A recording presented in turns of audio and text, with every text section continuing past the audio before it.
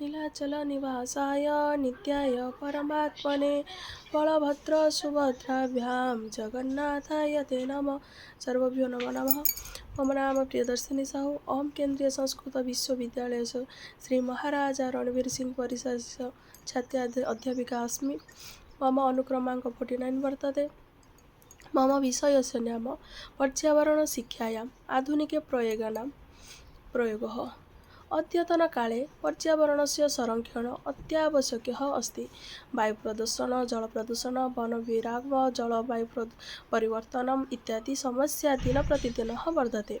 अतः एतासां समस्या समाधानं पर्यावरणशिक्षा महत्त्वपूर्णा अस्ति। अस्य शिक्षाया आधुनिकप्रविधीनां प्रयोगः अत्यन्त उपयोगः सिद्धिः भवति। डिजिटल शिक्षण समाधान पर्यावरणशिक्षा सरलं रोचक च कुर्वन्ति। सङ्गणक मोबाइल उपकरणानि च विद्यार्थिनां ज्ञानवृद्धिः श्रव्यसामग्री च कठिनविषयाणाम् अपि सुलभतया बोधयति। वास्तविक तथा संबंधित वास्तविक इत्यादि आधुनिक विद्यार्थिनां नवीनताभावः प्रदत्ते।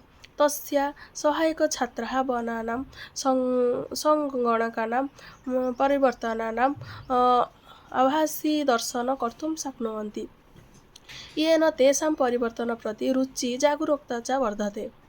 मोबाइल अनुप्रयोग तथा सामाजिक साध्यमानः परिवर्तनसंरक्षणेषु भागं गृह्णन्ति तथा जनान् जागरूकताः वर्धन्ति।